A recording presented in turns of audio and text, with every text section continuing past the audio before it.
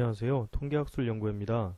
이번 시간에는 여러분들과 함께 다중응답 문항의 데이터 입력 방법과 SPSS 분석에 대해서 살펴보도록 하겠습니다. 다중응답 개념에 대해서 정의를 내리자면 문항에서 두 가지 이상의 보기를 항목을 선택을 할 수 있도록 하는 그런 문항 자체를 말합니다. 예로 들어놓은 문항을 살펴보시자면 음식 중에서 좋아하는 음식을 모두 고르시오 이렇게 되어 있습니다. 다중응답 문항의 형태는 모두 고르시오, 두 가지 이상 고르시오, 두 개만 고르시오, 세 개만 고르시오, 1순위, 2순위, 3순위 이렇게 해서 여러 가지의 종류의 다중응답이 있습니다. 설명드리는 것은 모두 고르시오에 대한 설명을 드리도록 하겠습니다. 이렇게 지금 설문지 문항을 구성하신 다음에 이 내용을 통계 분석을 하셔야 되기 때문에 통계 분석을 하시기 위해서는 코딩을 하셔야 됩니다. 데이터 입력은 엑셀로 하시는 게 가장 쉽게 하실 수 있습니다. 이분형 코딩과 범주형 코딩 이렇게 두 가지의 코딩 종류가 있습니다. 이분형 코딩은 말 그대로 보기가 두 가지인 경우 0,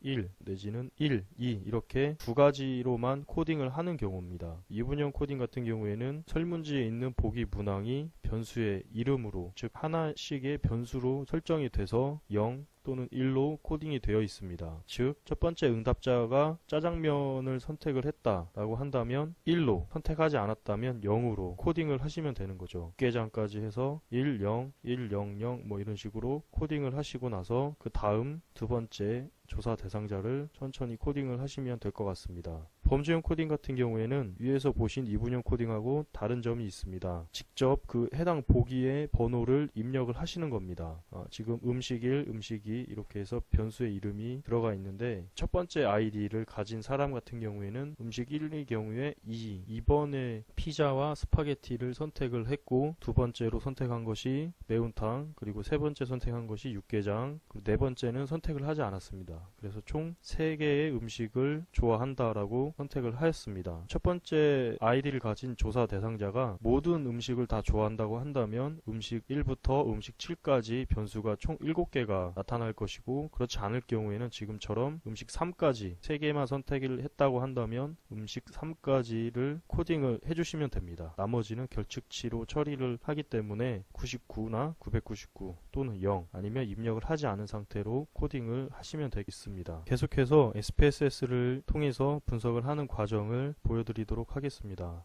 먼저 데이터는 여러분들께서 1_3 데이터를 불러오시면 될 것 같습니다. 1강 3 다중응답 음식 선호를 선택을 하시고 미리 이분형으로 코딩된 다중응답 데이터를 불러오셨는데 재구매 의사라는 것이 있습니다. 나중에 이제 다중응답에 대해서 빈도 분석을 하고 재구매 의사를 기준을 하나 더 넣어서 교차 분석, 크로스 테이블을 만들 때 사용을 하도록 하겠습니다. 먼저 다중응답을 분석을 하기 위해서는 짜장면부터 육개장까지 모든 이 음식에 대한 보기를 하나의 문항처럼 합치는 과정이 필요합니다. 이때는 분석에서 표, 그 다음에 다중응답 변수군을 선택을 하시면 짜장면부터 재구매 의사까지 선택을 해주시면 됩니다. 혹시라도 원하시는 변수가, 선택하시려고 하는 변수가 지금처럼 일렬로 쭉 나열된 경우에는 첫 번째 변수를 선택하시고 Shift 키를 계속 누른 채로 마지막 변수를 선택을 하시면 일일이 클릭하실 필요 없이 한 번에 선택을 하실 수 있습니다. 변수군에 포함된 변수로 넣어주고,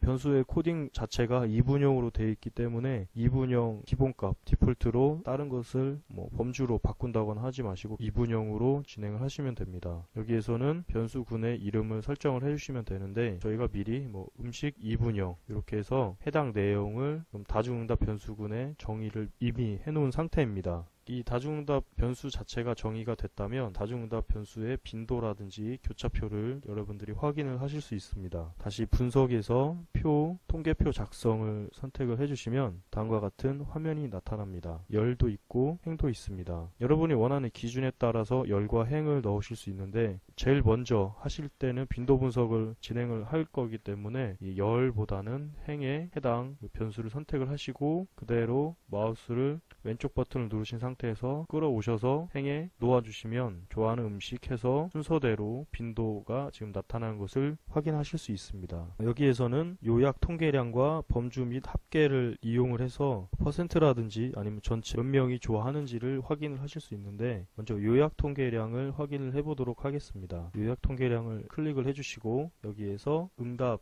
열, 표, 행 퍼센트 여러가지 통계량을 선택을 하실 수 있는데, 각각 전체의 빈도 자체가 하나의 합계로, 이 밑에 합계로 나타나길 원하고 이 합계 자체가 전체 중에 몇 퍼센트인지를 확인을 하기 위한 것이기 때문에 10%를 선택을 해주시고 선택한 항목에 적용을 클릭을 해주시면 10%라고 하나가 더 추가되는 것을 확인하실 수 있습니다. 범주 및 합계를 클릭을 다시 해보시면 소개 추가가 있습니다. 저는 이걸 합계라고 바꿔보겠습니다. 임의대로 이름을 지정을 하실 수 있습니다. 계속을 눌러주시면 합계라고 나타났습니다. 이 화살표를 통해서 합계의 위치를 조정을 하실 수 있습니다. 밑으로 내리셔서 피자 다음 합계가 들어올 수 있도록 지금 버튼으로 조정을 해주었습니다. 적용을 선택을 하시고 확인을 눌러보시면 전체 빈도가 30이 나왔고, 그리고 열은 립이 전체 30개 중에 40%, 매운탕 같은 경우에는 30개 중에 20%, 스테이크는 30명 중에 12명이 응답을 했고, 이 30명에 대한 퍼센테이지로 지금 계산이 됐습니다. 재구매 의사를 넣고 교차표, 크로스 테이블을 만드는 방법에 대해서 설명을 드리도록 하겠습니다. 똑같은 방법으로 분석에서 표, 통계표 작성을 선택을 하시면 이전에 했던 분석이 그대로 지금 설정이 되어 있으니까 한 가지만 더 추가를 하시면 됩니다. 마찬가지로 재구매 의사를 선택을 하시고 마우스 왼쪽 버튼을 누른 채로 열에 놓으시면 아니요, 예, 이렇게 해서 재구매 의사가 반영이 된 상태의 교차표가 나타납니다. 이 교차표에서도 범주 및 합계를 선택을 하셔서 재구매 의사에 대한 합계를 넣으실 수 있습니다. 이 과정은 앞서 설명드린 것과 동일하게 소개 추가를 선택을 하시고 여기에서 계속을 하시면 아니요, 예 다음에 합계가 있는 것을 확인하실 수 있습니다. 적용을 하시면 보시는 화면에 합계라는 하나의 새로운 테이블이 생겼습니다. 좋아하는 음식뿐만 아니라 재구매 의사 자체가 들어가 있기 때문에 여기에 따라서 10% 말고 행 퍼센트도 추가를 해보도록 하겠습니다. 여기 행 퍼센트를 추가하실 때는 좋아하는 음식을 선택을 하시고 요약 통계량을 선택을 하셔서 다시 행 퍼센트를 놓으시면 10% 밑에 바로 행 퍼센트라고 나타난 것을 확인하실 수 있습니다. 화살표 버튼으로 위치를 조정을 하실 수 있습니다. 편하신 대로 행이 먼저 나올지 또는 열이 먼저 나올지를 선택을 하셔서 선택한 항목에 적용 눌러주시면 해당 내용이